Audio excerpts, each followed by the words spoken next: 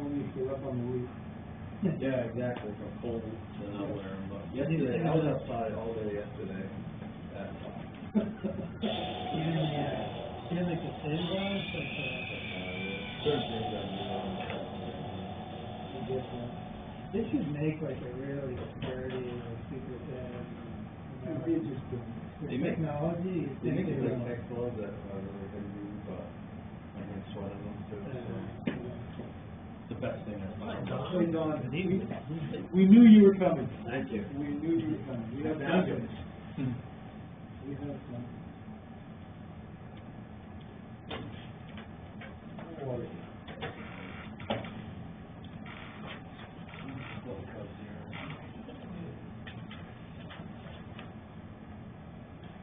At the selectmen's meeting Tuesday night, there was a citizen who was objecting to solar farms, and I urged her strongly to come here tonight so she'd have an expert tell her what the story was, and I don't see it, unfortunately. I will urge her again to come to the public hearing. Yeah. No, it's always good when people have questions to come out and ask for questions and, do our best to address them. Absolutely.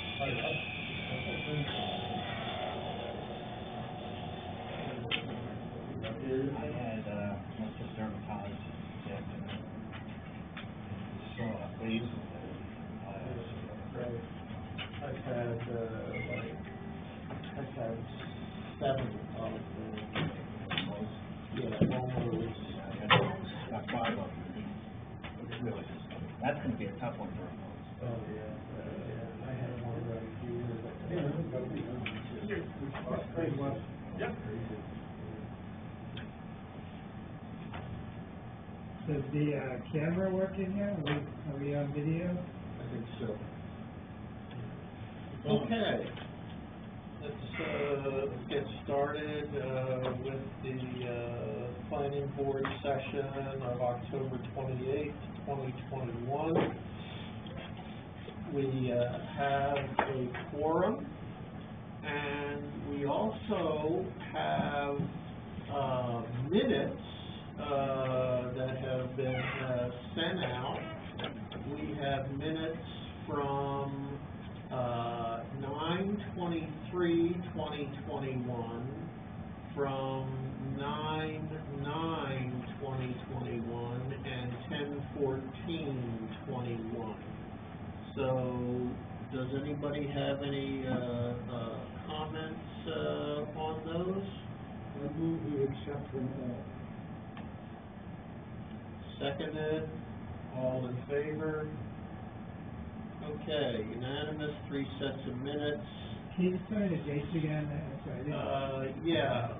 It was 9/9/2021 that Joe did, and then 9/23/2021 that I think you did, David, or no, that Tracy did, and then 10/14/21 that you did, David.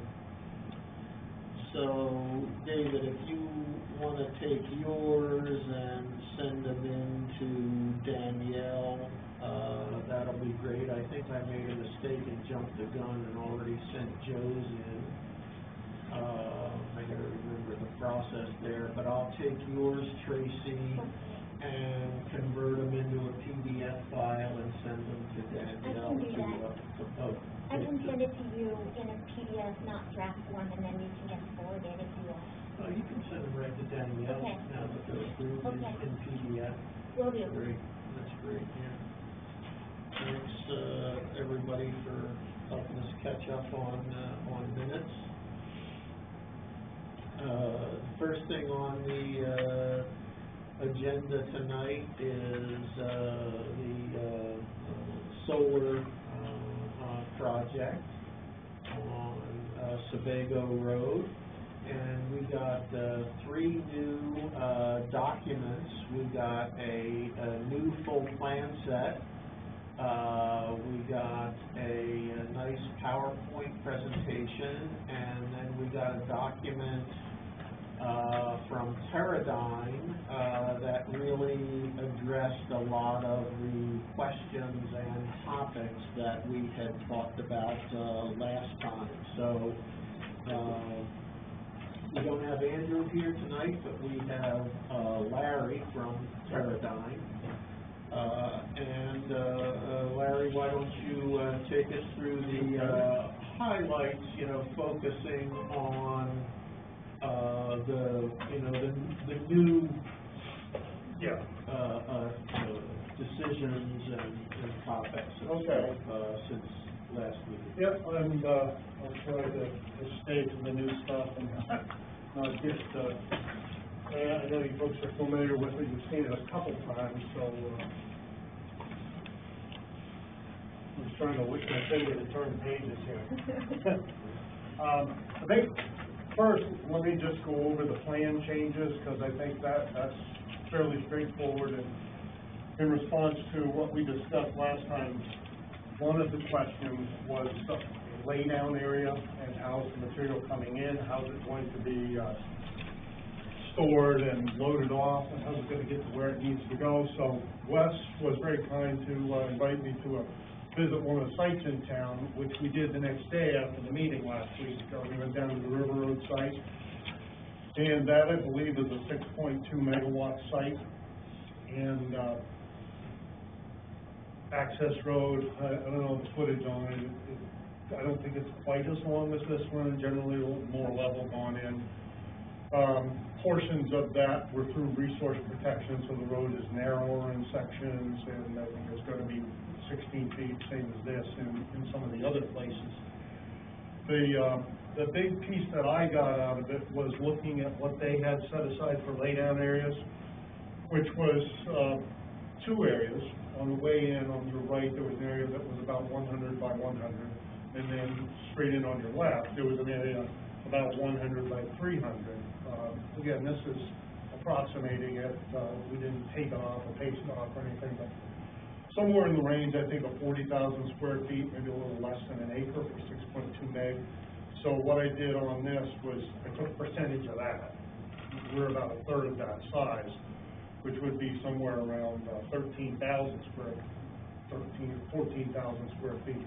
So that's what we've shown on the plan, and we've placed that essentially up here at the hammerhead to the right. There's some fairly level topography there that could be cleared off, graded, and just outside, mostly outside the fence. A little bit of it would fall inside the fence. And then we've provided a truck turnaround as you go straight in the road past the hammerhead. We've picked a generally level spot or a place that can be easily reworked to provide for the truck turnaround. Now that does intrude inside the fence a little bit, but the thinking is that when we're talking with Andrew and how these things go, the panels, the stanchions, the wire, the transformers, everything, the bulk of it comes in earlier in the project, and it's all staged.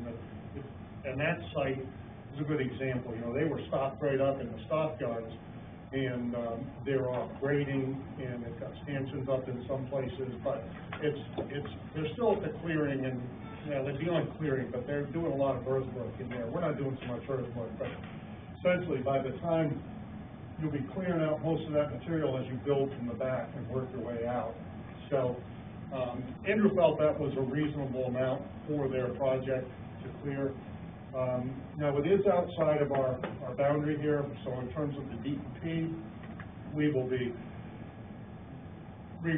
placing soil back on that, putting in vegetation, wildflower mix, or whatever they want us to put in there. At a minimum, conservation kind of mix to restore that, reseed it. If we have, we have to plant some few trees, whatever they. Typically, revegetation is a self-sustaining kind of grass wildflower mix that then eventually naturalizes. So that was the approach there. Now, as far as access goes, one of the questions that came up before was, putting a laydown area down at the lower end. In talking further on that, it really didn't seem to be a good idea because you're handling materials twice. We want to get them up to the site where they're going to be handled, offloaded once, put in their stock yard where they can be secured and protected, yes, sir. So you're gonna drive 18-wheelers up your access road? Yes. It's an 11% grade, 16 feet wide. It's gonna be, the trees and branches will be cleared out enough to clear that. I talked to some folks in the, construction industry that have done a lot of work on the wind power generation and just general construction. And that's the way all that stuff comes in, and they are up on the mountainside and everything else. And, so we've provided a turnaround for that, and the road is wide enough, and, the people that I've worked with in the past, contractors say that's all it's on, and they can do that. Well, since summertime, summer and fall, we're not planning on working it down the winter, at least, right now, that's what the schedule looks like. But even if it wasn't, it would be plowed and accessible. So, 11% grade is 3% more than your typical town standard of 8% maximum grade. You wouldn't want it on a public road, but it certainly can be negotiated. Think pulp truck up north, loaded pulp truck. Yeah, right. So, they're negotiating steeper grades than that quite often. So, that's the best information I could get on that. We had some discussions on it. There didn't seem to be a need for a lay-down area down below, security and everything else. But what we did do was put a wider radius coming in from the Route 11 direction. We put a radius that will take that 18-wheeler on a temporary basis. That will be gravelled out, stone construction entrance, and when the project's done, that's no longer needed. Of course, that'll be removed and naturalized, put back, vegetated. So those changes are shown on the drawings now. Then there were some other, I think those are really in terms of the changes to what the contractor would do. That's the main items. The other thing that we showed was the resource protection zone, shoreland district along Gulf Brook, which wasn't on any of the plans. As I was going through the narrative I'll touch on, that was one of the things that you noticed wasn't in there. We're talking about that being a constraint on the project that didn't show up on any of the drawings. So those are the plans, and I also added a note on the source of the wetland mapping and the methodology used to create the wetland mapping with our more sensitive geologic. So that was plans, and then in terms of this, and I'll keep it in a skimming fashion here so we don't get bogged down because there's a lot of backup here, but essentially tried to respond to the comments that came out in the meeting last time. I know the chair and some of the other folks had questions about natural resources information, primarily such as wetland and stream delineation, where that comes from, soil surveys, rare plants, vernal pools, wildlife, stormwater management narrative, erosion control narrative. So I tried to gather that stuff all together. It had already been prepared basically as part of the fatal flaw analysis that we prepared early on in the project for the client. It's one of the things that they do is to look at all the constraints on the property and the project, both from a topographic, natural resources point of view, as well as permitting regulations, and try to identify anything early on that could derail the project. So a lot of that stuff was gathered through that process. And then you folks also asked for some further information on the solar array itself, essentially the PowerPoint outline that was provided, and the ham radio operator location, and the view shed question, which we haven't fully addressed yet, but I'll explain how we're going about that. So essentially, I've included the location map, which you've already seen, aerial photo. Soils, we included a sand and gravel aquifer map. There's a small area on the site down in here that comes in on sand and gravel aquifer. We're not touching that part of the site, so it's not really a concern. We're not in any recharge areas for that. National Wetland Inventory map is in here. It really was superseded though by what we had our wetland scientists do on the property. But that was kind of an early piece that I did include for that. Of course, the town zoning maps are included. You've already very familiar with those. You've seen them before. Shoreline zoning, we talked about and added that to the plan. The other thing I did to the drawings was on our site plan, which is I think drawing 2.0, this overall plan, we added the topography. I turned that information on because it was, to me, it wasn't real, it's a lot easier to visualize when you have the topography and you can see the physical characteristics of the property overall. So that's also in the plan set. And then it gets into, we got into a discussion of the information that we provided to the state and federal agencies to, on natural resources. And in terms of DEP, we had a pre-application meeting with them, and they determined that this would be a Tier 1 Natural Resources Protection Act permit due to this access road being constructed within 75 feet of Gulf Brook, which is their regulatory setback for any construction near that resource. And then we have to do a stormwater permit by rule for DEP, which is the lowest level of detail that they require, and it's primarily an erosion. This focuses more on erosion control, but we provided you that narrative as well. Wildlife, we contacted U.S. Fish and Wildlife Service, Maine IF&W. Standard procedure, they have a process you go through where I send them the location and then they respond back whether there's any potential endangered species on or near your property. In this case, they replied that there are endangered species in the general area, the long-eared, northern long-eared bat, which is the key one, I think, that everyone's been concerned about. There will be limitations on times of construction, but I'm sure you'll run into that on some of these other projects. Typically, there's no tree clearing between when it's in the roosting season for the bats. So, and I don't want to cite the dates because I don't remember them exactly, but it's actually kind of an advisory thing. And when I talked with the Corps rep about it, he said, we don't have enforcement capability on this, but we really want you to do it, which means you have to do it because you deal with them for permits all the time. It's the right thing to do, and I haven't had any other contractors really pushing back on that stuff. It makes sense. So there weren't really any requests for fisheries, wildlife studies on this property itself based on the data that we sent them. Maine Natural Areas Program is another one where they look for any special areas with protected plants or anything like that. They did not request us to do any on-site surveys of plants to identify the ones like the Laurel begonia and some of these other ones that come up commonly. Floodplain, of course, there's no FEMA mapping in that area. No water supply protection.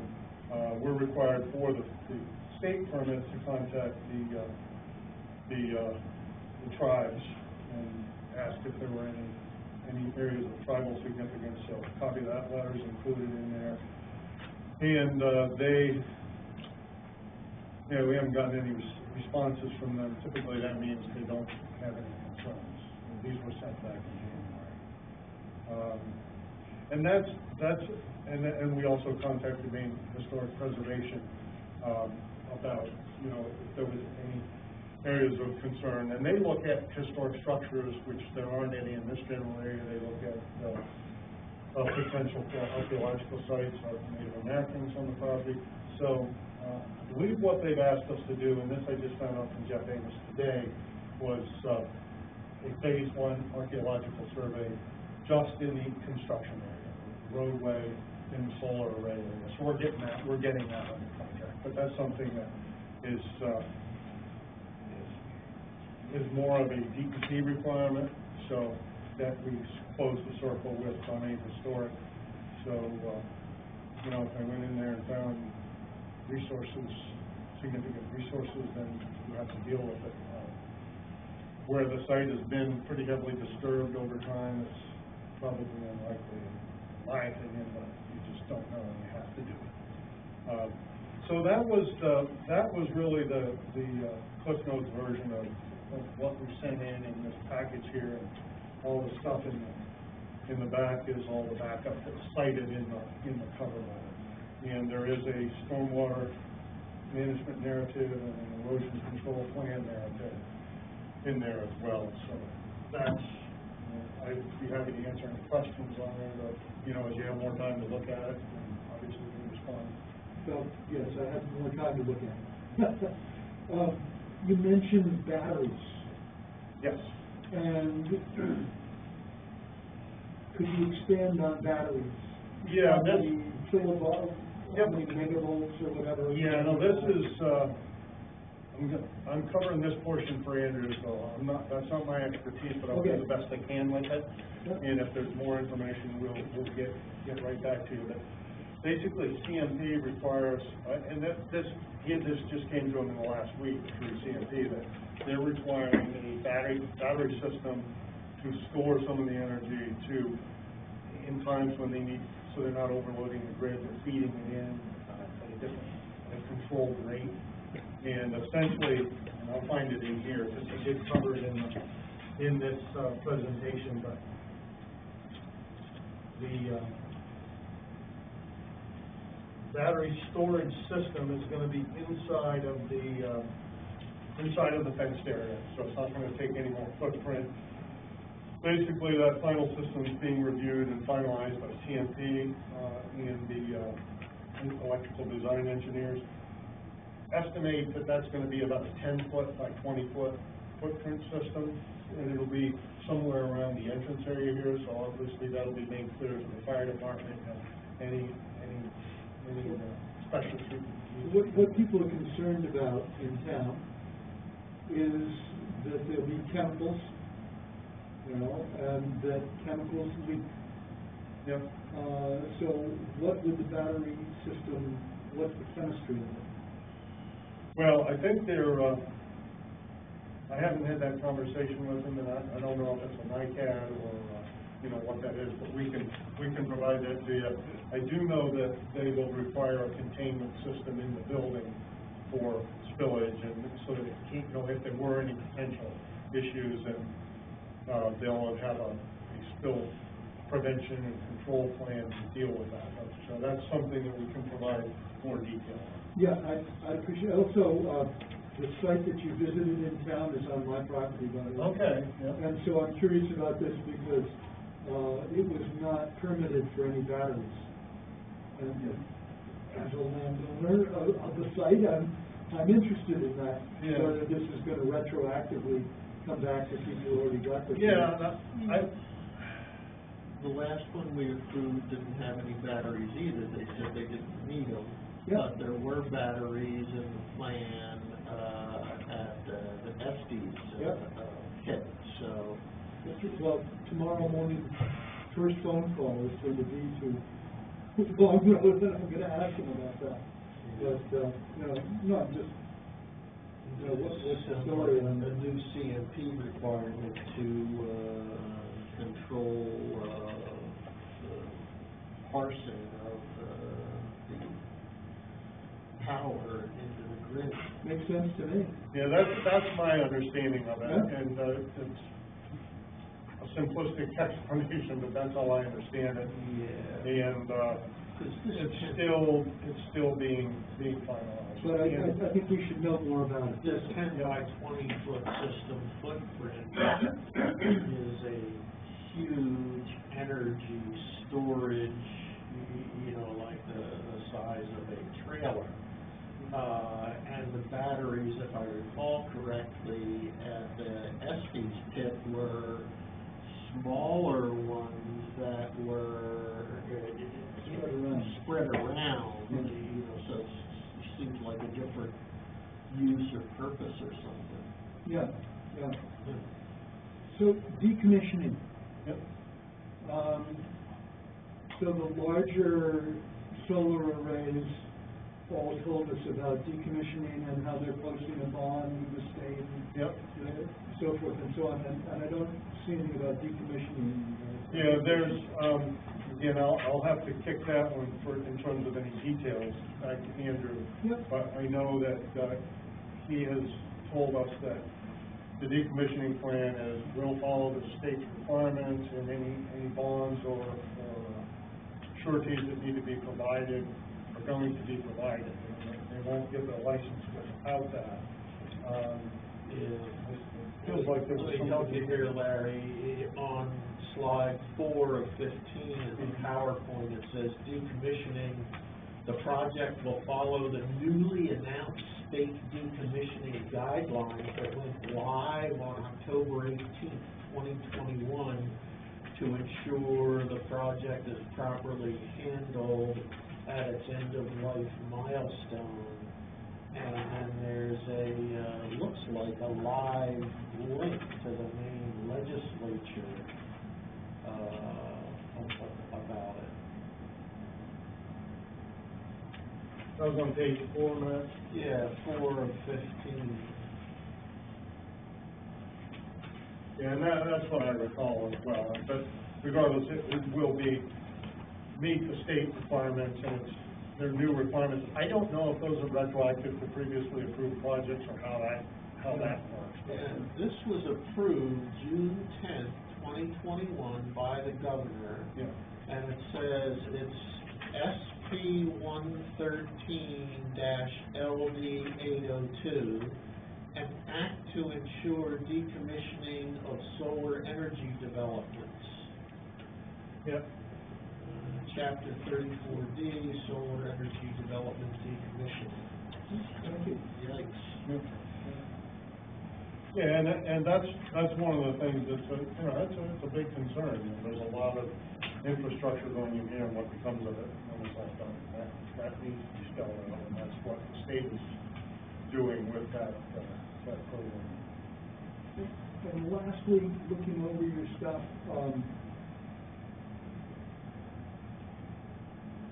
the buffer, you have put on your map that you included a fence around your solar panels. Yes. And this fence seems to be really close to the solar panels. Yep. Do you have a buffer outside of that area?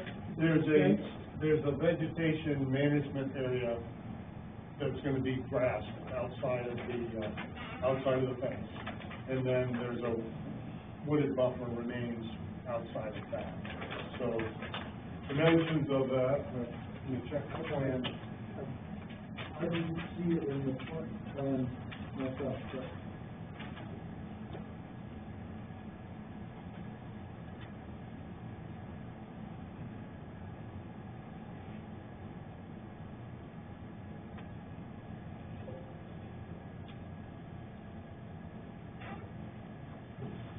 Yeah, I can't recall the exact dimension. It's in the narrative, and we can again come back. I will try to find it again. Well, I'll try and find that and respond to it. I don't have a paper plan set, and Yep.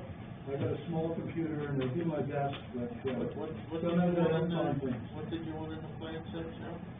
The map of the project, you've got a fence around the solar array, and I'm wondering how much buffer there is, how much more land than the fenced area is controlled by the operator, because if I looked on the web today, before tonight's meeting, and the land up there around the project and getting up to the project is on the market, is for sale. And the road, it states very clearly, the road is not owned by the project. The road will be owned by whoever buys the rest of the land. When you say rest of the land, so I'm looking at this map up here. Yep, that's the rest of the land. And the little blue area where the solar is all we're talking about. Oh, so you guys aren't leasing that whole parcel, you're just leasing the, They're leasing the right-of-way and the solar array. Now, that said, there's gonna be some limitations on what could actually be done with the rest of the land based on local zoning. I'm not sure what the intent of, what anybody's planning to do with selling it, but it's gonna have to meet all. Just for clarity, the survey that's in the package shows a much larger tract of land. Looks like we're only taking a part of that larger tract of land, is that correct? We're using about 20 acres. Now, there's still is that the parcel of land that you're talking about, that's remaining, that, on this one, it would be, below that line? it's in the white, it's everything in the white that's not blue. Exactly. Right, but the parcel that's for sale is It's over here, No, the It's parcel below. that's for sale is right there around your blue solar farm. right in here. Yep, and Oh, okay. going to the left and down the hill. to the left and down the hill. So that'd be up in here. No, in the white, they're selling off the rest of the parcel. So you guys are leasing, or buying We're the leasing access it. road and the blue, Yeah. so that then they're gonna sell off everything else. This is all for sale. Yeah, well, I'm not sure what would be done with it. Well, that's what we're wondering. I mean, Wasn't it, I don't know, I'm not aware of any, multiple use. but wasn't it discussed at the original meeting that we had, that their intention is to permit this and sell the whole property? I mean, that was what I was. Well, I wasn't It's involved in the it's selling it early now. meetings. Yeah, I mean, basically, they that's what did they told us the first thing, was that Yeah. their job, or how they make their money is to get the permit Yep. and then sell it as a package. Sell it as an approved project. Right. Yeah, that'd be a question for Andrew. It looks to me on the web as if if you came up with the $5,000 an acre they want for outside the project area, they'd sell it to you tomorrow morning. Yeah. Joe, is that gonna be subdivided, that parcel, or how's that gonna happen? Well, that would be a subdivision, that would be splitting it into two pieces.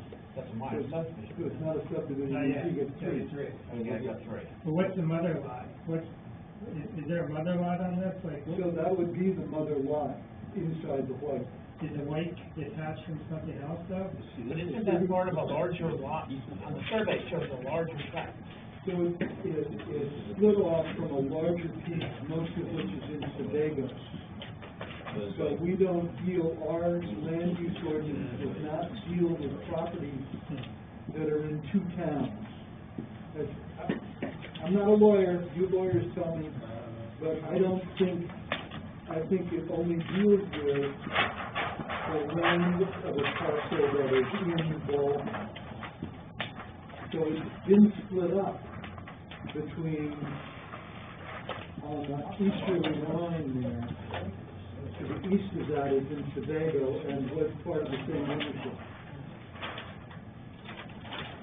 Yeah, I don't see it, like, if you look at the tax map, it shows that there's two different pieces of property. Yeah, it is kind of confusing, but in terms of how it is orienting it the same way that is. This is the piece that we're talking about here, or a portion. Here, and then we're up into here, this is where the bay is. And then you're saying the remainder of this is for sale as well as some of this. And this is Sedago, so it's not our business. But yes, all of this is for sale, minus the solar. Yeah. Well, it's possible that some, Why would anybody buy that if they're not, would they get any income from the solar array? Do they inherit the lease? Well, it seemed to me as if they were not buying the solar array property. Well, did you guys buy the solar array property or lease it? It's all leased. Email, no conversation about too much going. Too broad, I don't have, this was in the first, the lease is in the first package that we This submitted. land up to about right here is for sale, a little strip here and land over here, and that little strip is sold to everybody here has access to this land, but the total part of the lease. Now, in subdivision, land that is leased is considered property. Yes. So whoever owns the property, leases to you, will retain ownership of that, and can sell that, and, a way to get to here. So we're ended up with two separate properties. Yeah, well, and access would, seems to me access would have to come in through Sebago, which eventually come, if this were developed, it's gonna come before Baldwin, but, I don't know.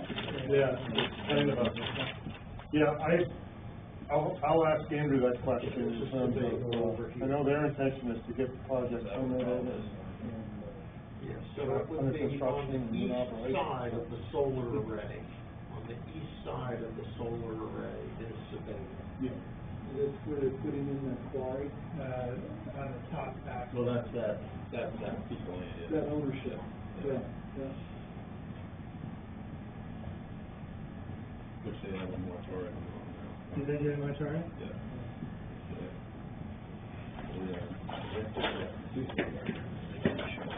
They have 214.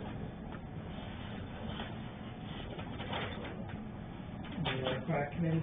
Yes.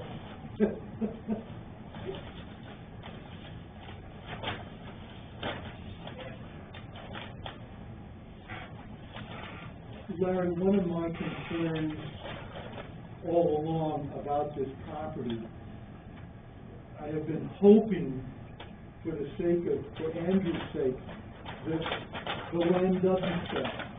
Because if, as we go along, we find that we'd like you to own this piece of, the laydown area, for instance, when that came up, and it's been sold, then you will have made your own hardship. You have to renegotiate the right of way, Yeah. the access road and the footprint. Yeah, I mean, the whole thing, that concerns me a lot. That's a good question, and, it seems unlikely that it would be sold, but if that's a potential, then that has to be addressed, so. I'm just sitting here being quiet until tonight about it, but I just thought I should mention it. It's something- Yeah, no, that's helpful to know, and, I will ask those questions.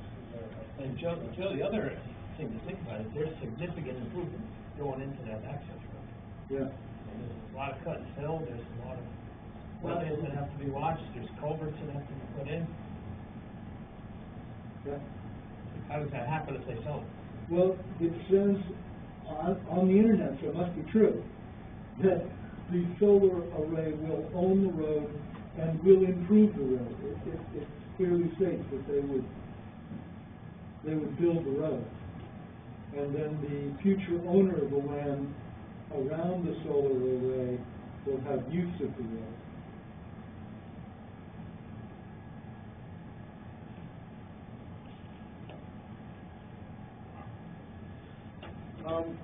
What, is that on a Realtor's website, or are you looking on Yeah. Zillow or something like I that? just Googled land for sale in Baldwin. Okay. You know? Yep. Joe's always looking for it. I am, and this is a hell of a deal. It's $5,000 an acre. Yeah, there's no Wow. trees on it either. Yeah, with no trees, they're taken care of. Yeah, well, crazier things have happened, so. I know. Somebody from, who knows where, Oregon or something. Yeah, and there's a lot of speculation going on there. Oh, yeah. So you just, If you have a nice road, you could put a house up. yeah, and that's a good question. I mean, I'm not aware that there's any, that they're trying to create rights to use this road to access other land, and if that's something that's going on, then we need to know about that. Access to a commercial campground. My plots revealed. Darn it, Matt, you said they'd never figure it out.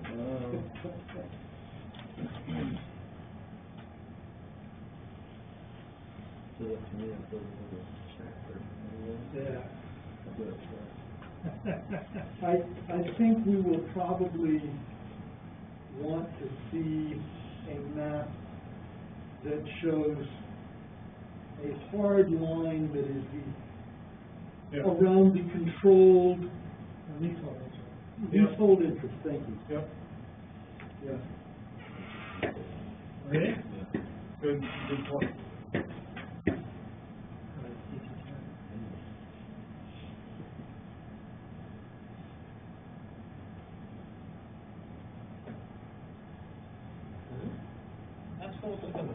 to do with buffers, Okay? that whole issue, you know. The buffers around, you know, making sure we have enough room Yep, yep. to get a good buffer there. Right now, I didn't see any dimensions for the buffers either. Yeah, I'm recalling that was, discussed in the narrative, the first submittal we made, but I'm gonna have to go back. No, I didn't see it on the plan. Yeah, it's not on the plan, absolutely. At this point, I'm thinking of what is the final, plan set gonna look like? What are we bringing to Yeah. the, public hearing? Yep. For this gal who Tuesday night was upset about solar farms in general. Yeah. And that, that's why I was also talking about batteries. Yep. No, it's helpful, thank you. The picture on RIPTA.com actually shows Caradine right in the, one of like, bees playing. Yeah.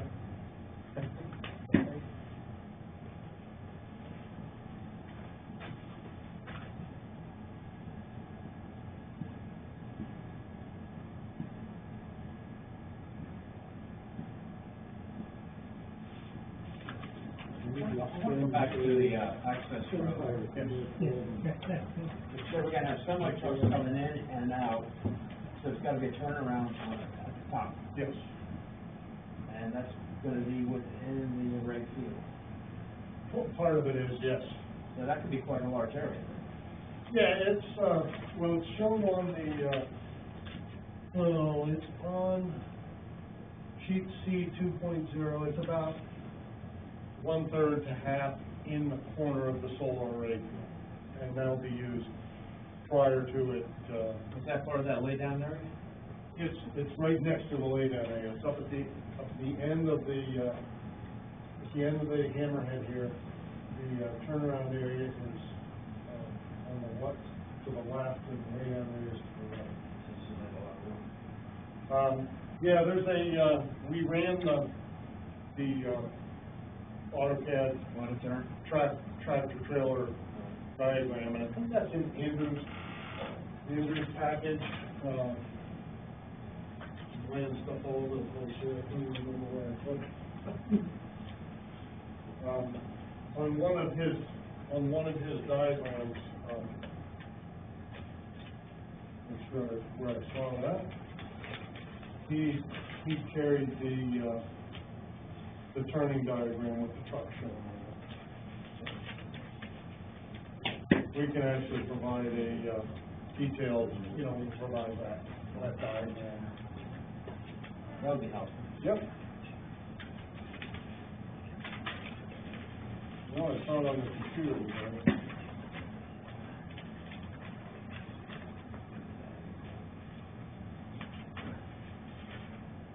Yeah, if you look at his, the sheet that has the solar, he took our plan sheet and then off to the right-hand side, he's got the truck diagram there. And, we used the diagram, and then I created I think I added 10 feet around the edges of it to, give sufficient room to turn. It's probably about a 100-foot circle, which is about what we take, 110 feet.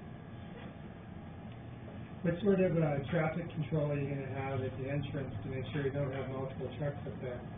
Well, I think, there'll be, probably have a procedure to, we haven't spelled this out, but they'll have to radio in that they're coming out,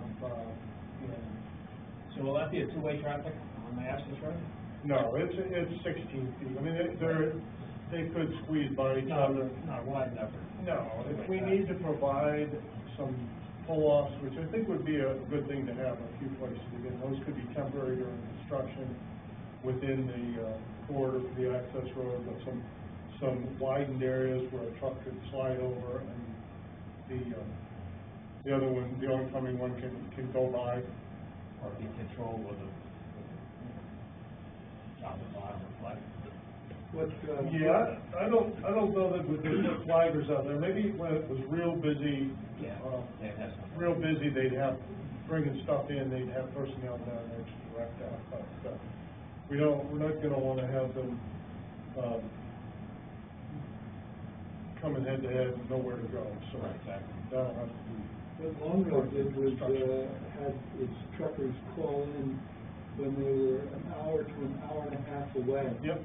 And they'd pull into a gas station and take a nap or whatever until they were told to go. Yep. Just, talked to, Richard Simmons, who's a consulting engineer for Log Roads, and he's dealing with all four sites that, they do it for, CIW. I asked about the traffic, how they handle the trucking traffic, because driveway's only 11 to 12 feet wide in most places. And he says, they radio in, and they park at the road, and we give them clearance that there's nobody coming down to come in. So by radio, they control the entrance and exit of the traffic. And it's frequent, one day you may have 3-4 deliveries, and you have nothing for half a week or a week. So it's all really control. I've been up and down, I try to get over there at least once a week, and all the time I'm only got one truck, and I have back up about 400 feet. That was it.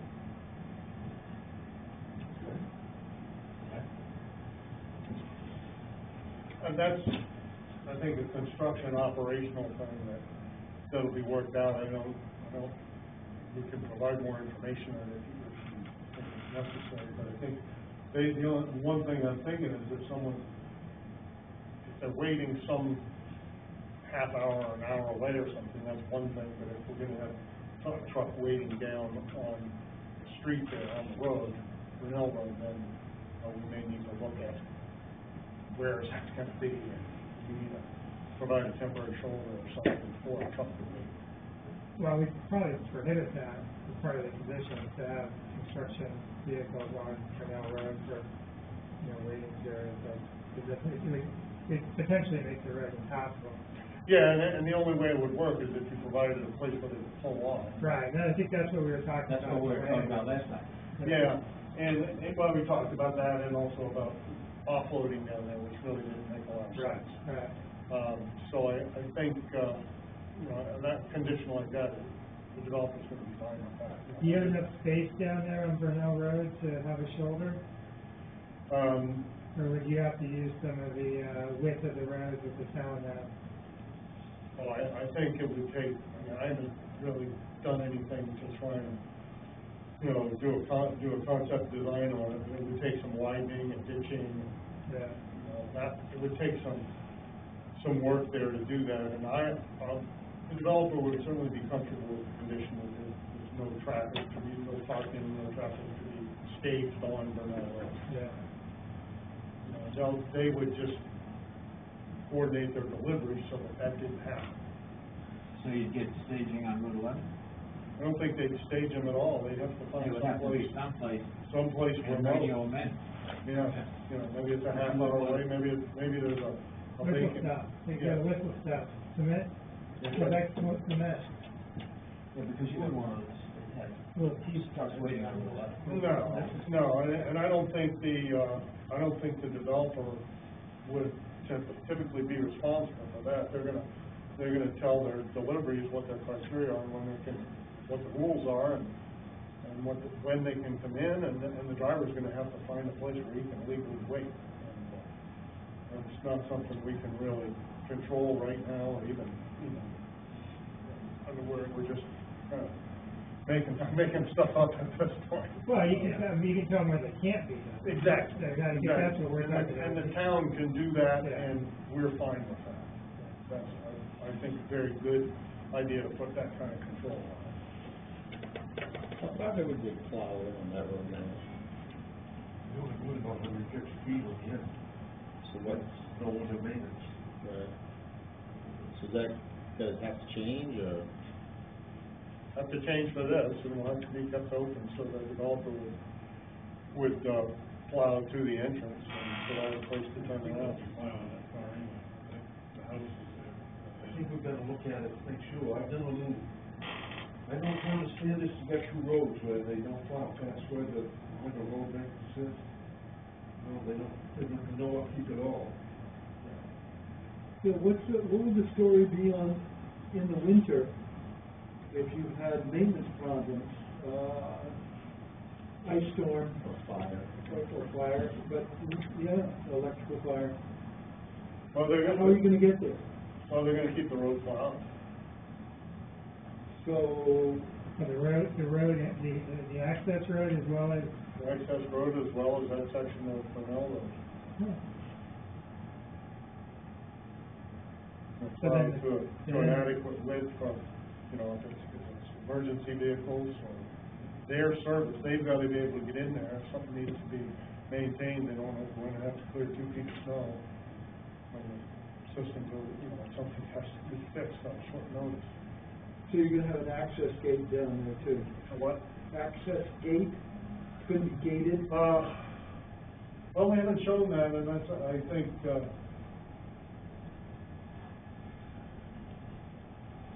it probably should be gated, once it's under construction. If it's self, somebody else, you know, do it. That's something to ask Andrew about, I guess. Yeah, So is it only gate up at the top, or are you gonna have a gate at the bottom? Does it become an attractive nuisance if it doesn't have a gate? good way to get up high, get into the. yeah, I Or don't, get Get up. high? you know, there's gotta be security, and the best way to do it is to, my experience, is to gate it at the road. You know, provide room for vehicles to pull in, turn around and go. You know, the gates 75 feet off the road or something like that.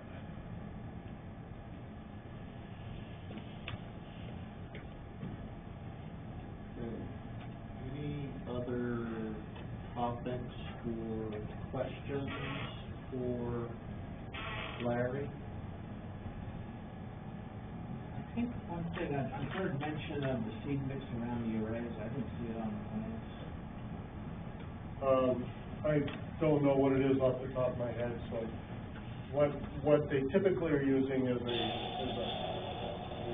low maintenance mix with, wildflower component to it, but it's something that they can get in and mow it, weed whack it infrequently. I think it should be indicated on the plan what it is. Yeah, definitely. So, yeah, we got the conditions, you gave them the conditions, Okay, so in terms of next steps, correct me if I'm wrong, but I don't feel, I'm not sensing that we're at a point in this discussion and review where we really want to schedule a site walk and a public hearing.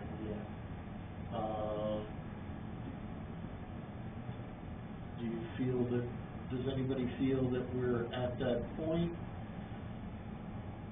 So what else are you looking for? Well, you know, it seems like there are a number of issues to address and clarify at the next meeting, which is November 11th. We've got the driving 18-wheelers up the access road, the diagram of the turnaround, the traffic control and the need for pull-offs, and because the access road is not two-way traffic. We talked about winter with maintenance issues, if there's a fire and plowing, and whether it's gated or not. There were some questions about the battery system, that, chemical leaks and what the containment system is, that those are some unknowns. There's the lease versus the right-of-way for the access road vis-a-vis sale of the whole parcel, and wanting to see a map with the leasehold interest delineated. There's this new commissioning plan, decommissioning plan, which is kind of new to all of us. I think that's kind of what the laundry list is that we have talked about tonight. So there's two paths we can take. We can assume, always dangerous, that these issues will all be successfully discussed and clarified at 11/11. If we want to go ahead with a public hearing, the ad would have to go in the paper for this Wednesday, November 3rd. We would, then the soonest we could have a public hearing would be, and I worked this out on the calendar, would be 12/9, because the 11/11 meeting is too soon. It's not 10 days after it would appear in the Shopper's Guide. We're not going to have a meeting on the 25th, so that makes the next meeting where we could have a public hearing on December 9th. If the thing goes in the Shopper's Guide on the 3rd, the soonest we could have a site walk would be after November 14th. So the question before the planning board now is, do we want to plan to address all these issues on the next meeting on 11/11 and set wheels in motion for a public hearing on 12/9? Or do we want to wait until we have discussion on all these topics tonight on the 11th and then start the clock ticking on a public hearing cycle? The 11th is better than today, and I think we shouldn't have a public hearing on Veterans Day just because it's a holiday, so If it is Veterans Day. maybe push that out, unfortunately. I don't think you feel pressure to have a public hearing, because from what I'm hearing Larry say, you can't start site work until the bats have finished. Well, yeah, but I think looking at the, we're given our state permit timeline and everything else, that's gonna be March or something. Right, spring. Yeah, so I guess the constraint that I'm concerned about is the site walk. If we start getting snow, is it possible to do a site walk prior to the public hearing? Absolutely. We always do, but in order to even do a site walk, we have to publish it in the Shopper's Guide, and then, the public needs 10 days from the time that it's published in order to do the site walk. So if we publish, we could hold off on the public hearing. We could set up announce a site walk on Wednesday, November 3rd, Shopper's Guide, and then the soonest we would be able to do a site walk would be sometime on or after November 14th. I think Sunday in November is better than Saturday in November. Yeah, I Okay, think so. the Sundays in November, 14th. you have the 14th, the 21st, and the 28th. Let's do the 14th. Yeah, that seems, sooner the better relative to snow, and if we could get that addressed, then, I think there'd be, I think we've got the substance of the project, and we'll have the leasehold lines and these other questions. We'll do our best to address those at the meeting on the 11th, and then, we'll get the site walk taken care of, and then the public hearing, I mean, that could even go into January, if it had to. Or the second meeting in December, if there is one on the 23rd. We won't even plan on, setting the public hearing in motion until after we have our meeting, our regular meeting on 11/11, and the site walk on 11/14, and, then the next meeting after that would be December 9th. So, that would mean that on December 9th, we would see what the upshot is of discussions on the 11th, the site walk on the 14th, and then, see where we're at on the 9th, and, we would be able to, plan for a public hearing. The soonest the public hearing would happen, if we pull the trigger on it on the 9th, would be, it goes in the paper on the 15th. It would be,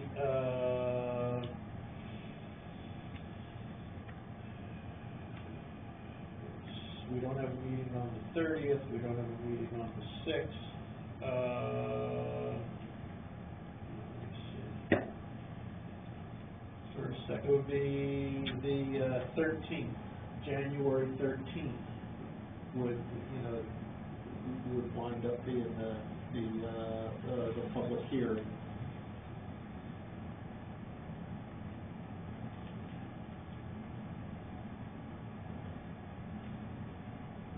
If, the questions were, and this is again a big if, the questions and concerns were addressed by the November 11th meeting, would it be possible to schedule a public hearing at that time, or are we getting into conflicts with No, we dates available?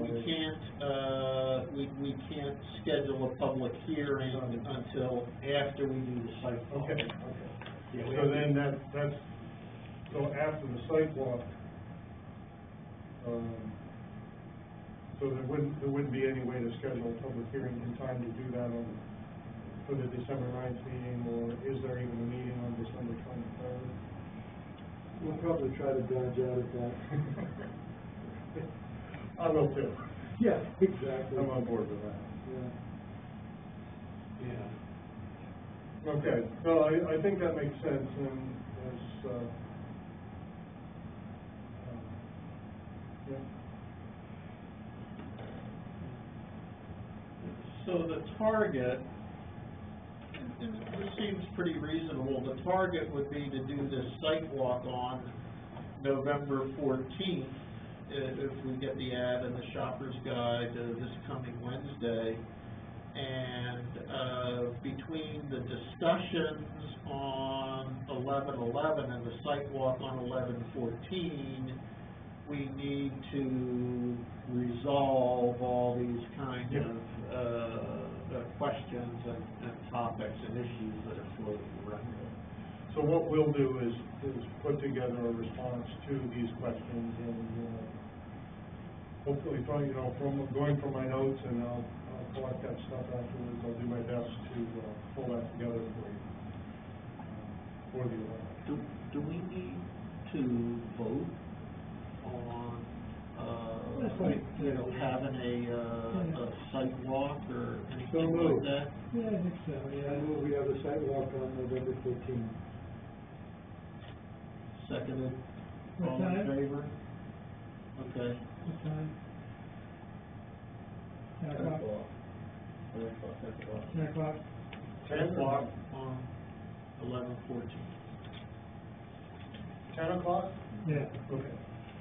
that's the east end of Carver now, right? Yes. So I can say the Baldwin Planning Board will be holding a site walk at map. What's the map and lot? Map 3, there's two different lots there, I don't know, on the tax map. Map 3, 6, and 4. Map 3, lots 4 and 6. Yeah. on Sunday, November 14th, 2021, in connection with the Buchanan Baldwin Solar LLC. Is that? Sebago Road Solar LLC. Sebago Road Solar LLC sees application for a 2-megawatt solar array. Information regarding the project can be found in the planning board minutes on the town of Baldwin's website. Charles Burnell's one more. And it's not just in the minutes, I know that the documents that, that we had at the last meeting, Danielle posted, and we can get her to post these documents on the website as well. Okay, I'll just say on the website. All right, we got this notice. Did you mail it out already? Oh, well, 2 seconds. 7:14.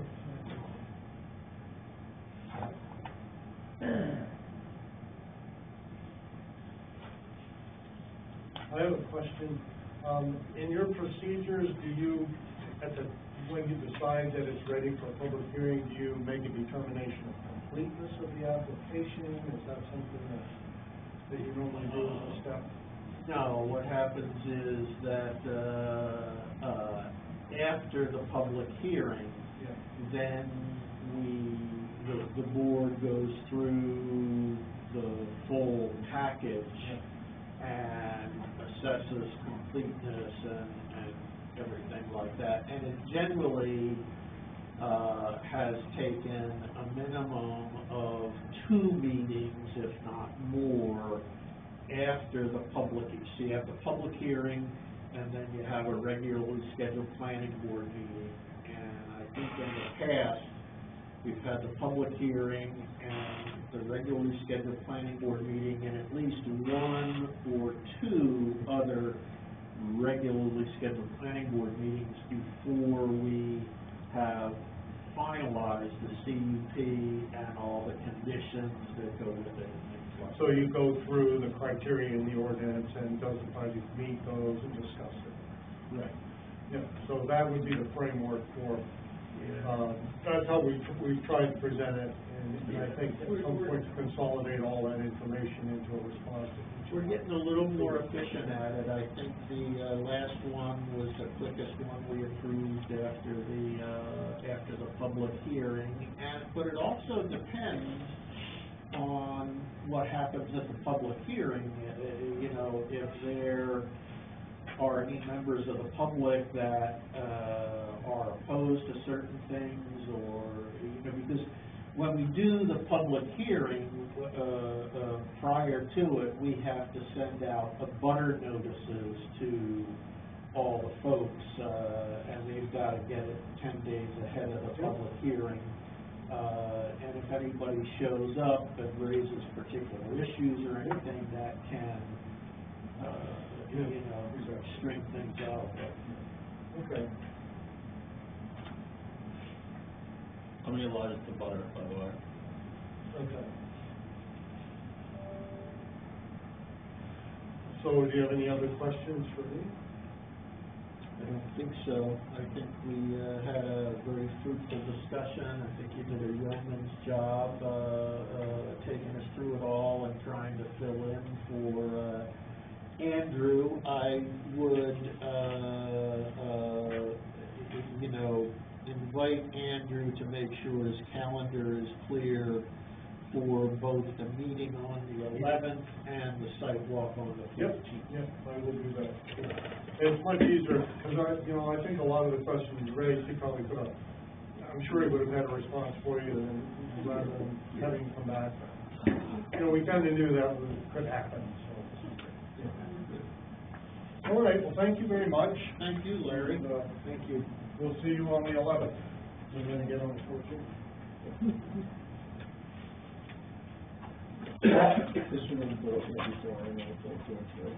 Yeah, one hold. No straight bullet. Can't guarantee that on the 13th. Yeah.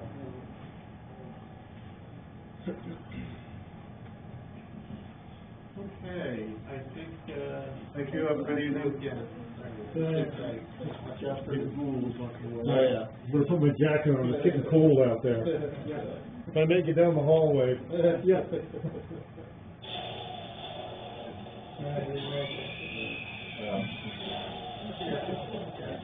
I think the next thing on the agenda is an update from the, CBO. There's not much to update, there's not been much happening in town for 2 weeks. Great, great, okay. Thank you, Wes. I think I wrote out 2 permits this month, and the garages were shed, that's it. So something I noticed at the Sebago Planning Board meeting, Yeah, code enforcement officer sits with us, sits with them. really? Yeah. As a member of, not a member of the board, but Part of the group. part of the group. Anyhow, I just noticed it, thought I'd mention it. Just when you get a group full of people, but seem more united, I guess.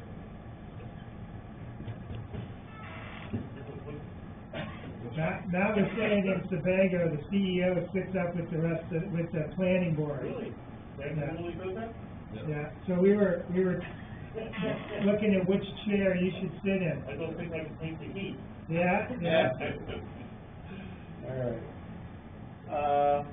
Okay, folks, we are set up, for Tuesday, November 9th, to have a joint meeting of the selectmen and the planning board with, Lee J. Feldman from, Southern Maine Planning and Development Commission. And, Lee J. will, talk with us about, how, Southern Maine Planning and Development Commission can support the town in updating the comprehensive plan, updating the land use ordinance for medical and recreational marijuana, as well as solar farms and even, accessory dwelling units, tiny houses, the updating of the subdivision, ordinance, so,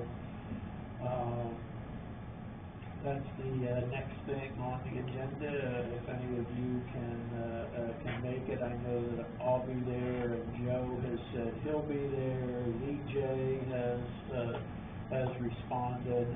I know Tracy will be out of town, but Don, I'll be there. Matt, yeah, if you guys could be there, that'd be great. Is there somewhere I can lay my hands on a copy of the comprehensive plan or two? I don't know if Lee J actually has a copy of our last comprehensive plan. But I've never seen a PDF of that. Yeah, can you I distributed, I think it was attached to the email I sent to you, recommending that we give somebody else a call to help us. Really? Yeah. Okay. Go back and look at it. I have all your emails, so I'll go back and look at that. Which Sorry. one do you want? Let's see. I think it was originally part of an email that Dave was Yeah, I'm the one that has it. November or December of last year. Yeah, you have a copy of that too. Yeah, That's where all these things are at. yeah, well, okay, so, I'm emailing it to you right now. okay, great. I just thought it'd be good to get, Lee something to look at before he comes and meets with us to try and make it a little more productive. So Matt, one of the things that Bob and I learned at the marijuana seminar is that it's called adult use. recreational marijuana is called adult use, Adult use, okay, all right. just so you know. Anything It's else? medical that- and adult use, Yeah. as opposed to child use, Right. I suppose. Anything else that came out of that today that, is, of particular importance or could, influence what we discussed with Lee J? Tracy can give you her. The other thing, I think, we still need to review some of the articles. Okay, is there anything in subdivision we need to talk about? We're on medical marijuana. Oh, sorry, before we get to that. Marijuana. I was just gonna summarize and send the materials to you, just so you have, they had a slide deck with a couple of good summary slides, but, it was basically 2 or 3 things that kind of boiled down to our role in that. Like, you have to opt in. If you don't opt in, then a lot of things are prohibited by virtue of us not opting in. And I think there's about 4 or 5 kind of pieces of information, but it's a rapidly evolving area where the rules are unclear and litigation will bear out what towns are allowed to do and not allowed to do, essentially. But I'll send you a little summary. I guess I look at what our current recreational or adult use marijuana ordinance might opt us into. Do we have one? We do. Norm Lake drafted it, and I think it was passed in 2018. I know, I remember who the moderator was, I can't remember what year it was. I thought that was medical, I didn't know it was We get medical as well. Yeah, it's medical, it's not recreational. Both. Oh, okay, that's right, too. I think it's incorporated into the land use ordinance. Huh, I don't remember. Because I remember Norm spent some time over in Cornish, and he pretty much copied what they did. And I think I did the medical one, and pretty much took what, MMA had as a, when you go on the town's website, and you'll see that there's a separate ordinance not included in land use ordinance, medical.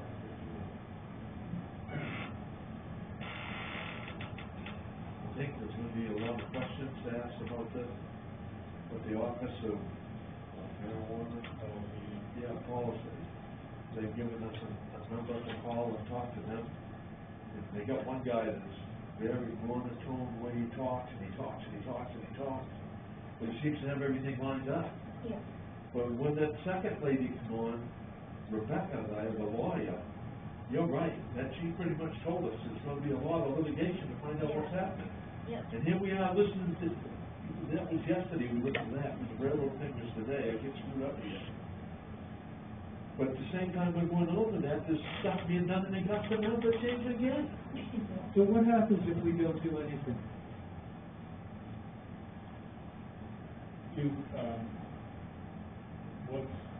What we have opted into for either one of those ordinances is what people are allowed. So, I believe right now, if I'm looking at the medical marijuana issue is caregivers are allowed, but there's no commercial medical marijuana, there's no commercial growers, and the other commercial parts of the medical portion, just individual caregivers. And they're limited to the number of plants they can grow, the number of people they can provide to. So if we don't do anything, things stay just exactly the way they are Correct. for the town of Baldwin. Correct, but I'm not quite up on all of the recreational, but there is some recreational in there, right? No, we just prohibited it. Like remember the first wave of the recreational was you have to opt in. And if you don't opt in, everything else goes away. And so we were one of the first towns to opt out. We affirmatively opted out of any retail establishments, social clubs, you know, all the things that you could opt into, we opted out. There were some regulations on it, though. I think if you use it for medical, you can't regulate if they use it for medical. I think in the,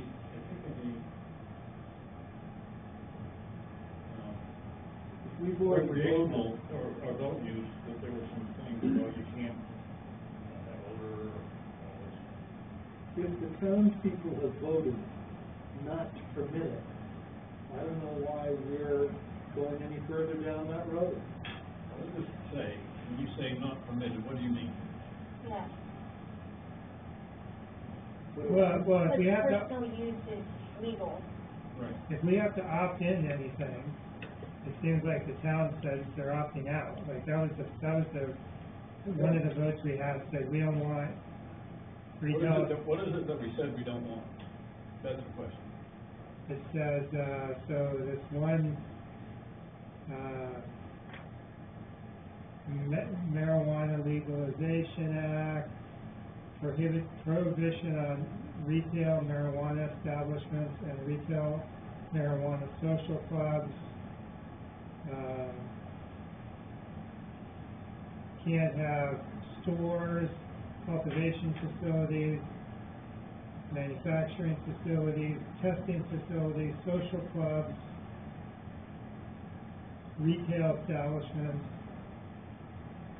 But you can't have possession, use. Yeah. It says nothing in this will prohibit Personal use. you know, it says for the medical use, not for recreational. I remember doing this, like, we wanted to stop it in its tracks. That was the vote that we had. So you're talking Town about meeting. medical. No, this is, Adult use. Adult use. Yeah, and well, I'm not sure if it is. It references the statute. I'm not sure if the statute is. I guess, Bob, my feeling is, if the town has had a vote on something, I don't want to be the one saying we should vote on that again. I really like the idea of 25 people signing the petition, yeah. you know. So you just understand what it is that you voted on, because as it was pointed out in this seminar, is that you can't prohibit people from growing it. You can't prohibit people from using it. Possessing it. So you can prohibit commercial growth. Yeah. Commercial, right, Yeah. but you just have to understand what it is that you're prohibiting. And it's the same way with the medical. There's a lot. When we first did the medical, you couldn't even tell somebody where it was, because it was an issue of security. And so, you know, things have changed a little bit, I think. I didn't hear that issue the other day, but in terms of medical marijuana, there's still quite a bit of activity that can go on. Yeah, I mean, the way I look at it is our ordinance as it relates to marijuana is clearly outdated. I mean, you know, Yeah. the law reference, the statute references, everything's outdated. But I think the theory is that we were pretty clear in the town meeting that we weren't interested in participating in the industry of marijuana cultivation, et cetera, to the extent we have There to was some stop very them. vocal opposition to that position as well. Yeah, they moved out of town, so Cornish welcomed them with open arms. Yeah. But I mean, I think if we have to update the ordinance as it relates to marijuana, it totally makes sense. But you know, we had that guy who wanted to change the ordinance, the adult use, so he could have a facility, and then he kind of just petered out. So I think what Joe is saying is, if somebody comes to us and says they want to opt into some marijuana stuff, that's fine. But like as a town, do we really want to promote that? Or you just wanna update the ordinance, so it's at least, But my personal opinion is, I wouldn't touch the ordinance We're in agreement, Bob. yeah, until it becomes an issue. yeah. Yep. And because, as Tracy said, and what we heard is, there's some more legislation cooking next year. Right. It's gonna change things around, and my understanding is what we have so far said is that we've kind of fenced ourselves off pretty well. And, I don't know, Yes, I think there's definitely things that we can't prohibit or regulate, even under our opt-out status.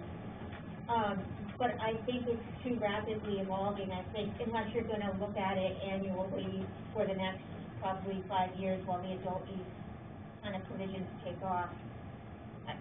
I think it's probably, I haven't reviewed it, but I say we look at what's out there. If it's what David just wrote, we've opted out to the extent we can. There is still some activity that we can't regulate or prohibit. We get clear on what that is, and we just move on. some of the things you can regulate though, Yes. you could still say, in our current opt-out status or level, that you don't want somebody growing marijuana, within X number of feet of the library. Or That's school. the best place to have it, what are you talking about? Well, I'm joking, I'm joking. You so can't- you we can't don't do that smart. yet, because what we said earlier was that it's agriculture, right? We don't, so you might have some different assumptions going in if you wanted to change the ordinance. Yeah. You could, make stronger, ordinances concerning odor control. You could zone it too. You could zone it if you wanted to, but I don't know if we would, but so there are some ways that you could regulate it more, without necessarily opening it up. Yeah, I just don't wanna bring it up to town meeting, Well, cause you don't know which way it's gonna go. The ordinance we have deals with dispensaries and production facilities that allows it in only the, village business, commercial business area. And so, we're dealing with the dispensaries and production facilities as a land use, that is our responsibility. If it comes to, medical marijuana and the relationship between caregivers and the patients, and it's in the caregiver's house or in the patient's house or whatever, we really have nothing to do with it. That's not land use. And that's law, and it's at the state level, and we have nothing to enforce state level. As far as recreational marijuana, that's getting out of control, it's pretty loose, and there's no way to enforce what people do in their houses, and yeah, the laws will change every month. That's what they, when I see my brother, you say, we need to take it to court. Yeah, right. I think we have control now.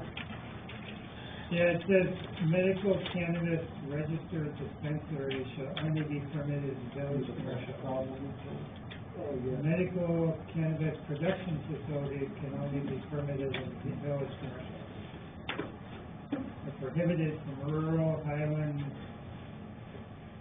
and natural resource protection. Just use one, that's. I don't know, I'm not. so there are, I'm not there's a separate set of rules for medical. Yeah, yeah. And they're a little more,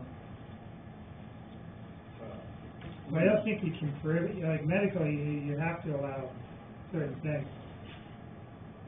I just don't know if this is all, like I said, we opted out. I think that statute's dead and gone. Like, I don't think there's the opt-out statute anymore. Like, I think that went away 3-4 years ago. Recreational. If you want to opt out. I think you have to affirmatively opt in. That's right. I don't think there's an opt-out option. Like, oh, you're right. either, The default is you're opted there you out. go. It used to be the default was you opted in, but we opted out. Correct. You know what I'm saying?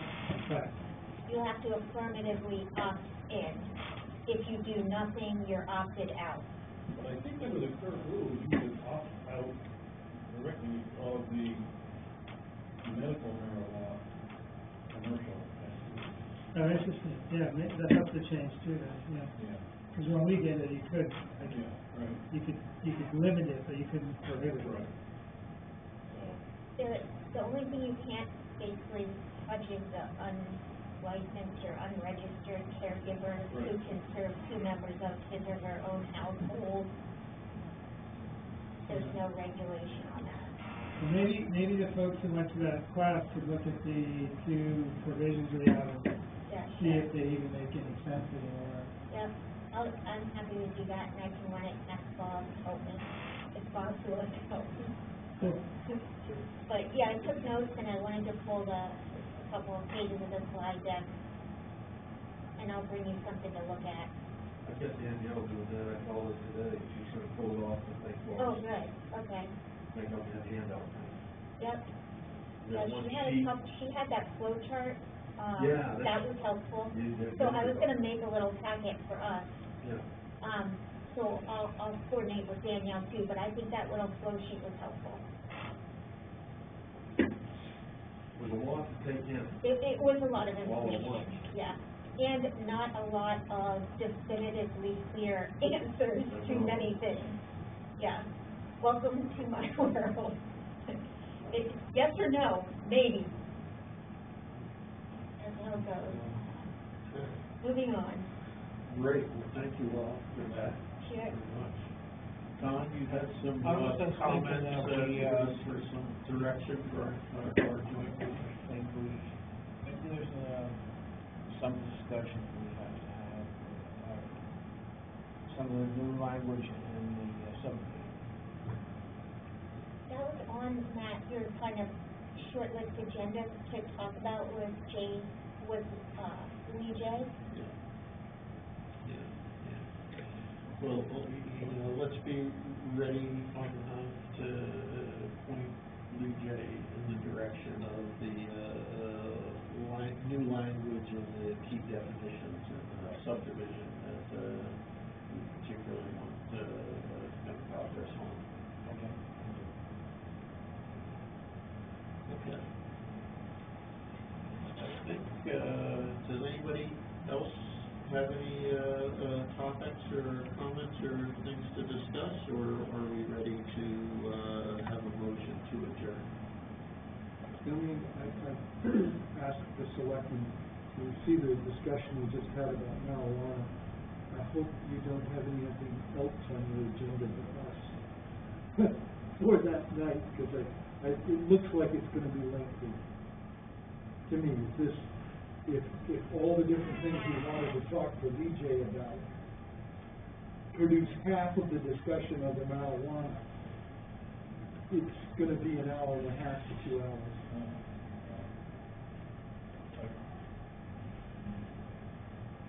And I don't want you guys to feel pressured. Yeah.